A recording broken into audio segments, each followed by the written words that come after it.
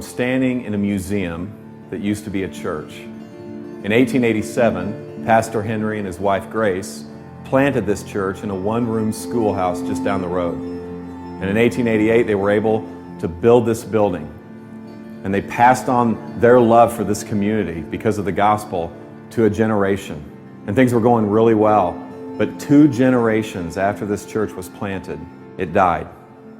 And you can see the pictures behind me of the faithful members of this congregation. And many of them lie in the graveyard behind the church. This church had a man crisis. It was men who made this church come alive, and it's probably men who caused this church to die. In churches, when men stop investing in younger men stop caring. That's probably what happened to this church, and that's definitely what's happening in our churches.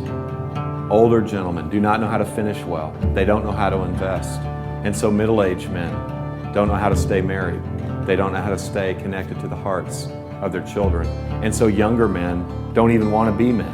And so younger men are prolonging their adolescence. And they're doing this residentially. Guys in their 20s and early 30s, a third of them live with their parents.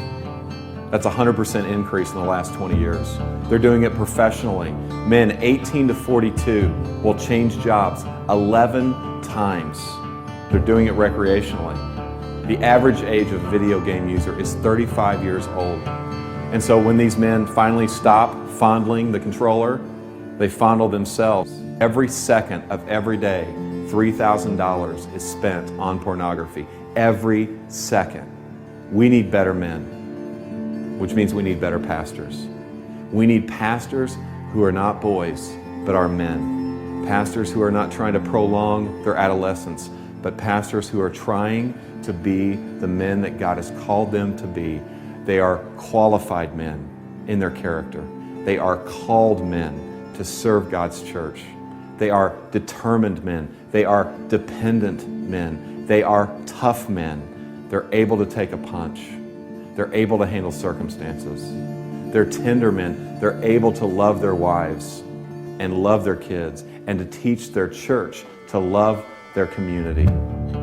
Tragically, the last time the gospel was preached from this pulpit to this church was 1957. 3,000 to 4,000 churches this year will close just like this church. Why? Because the story and the glory of the church becomes bigger than the story and glory of God. See, the men and women who planted this church, they actually believe this stuff. They actually believe that Jesus lived a perfect life, that he died a brutal death, and that he rose again, triumphing over sin and death. They believed it, and because they believed it happened, they believed it had implications on their life, that their sin could be forgiven, that they could have a new identity, and that they could be sent on mission with this God who is on mission. But the reality is most Christians are not on mission. A recent poll said that 60% of all Christians felt no obligation whatsoever to share their faith.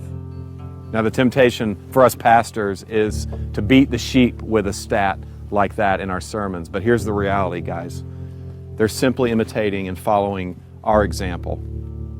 We need a glimpse of the God who is on mission. My friend Dave was meeting with a consultant who asked him this question. Dave, why do I have a bigger dream for your church and your city than you do?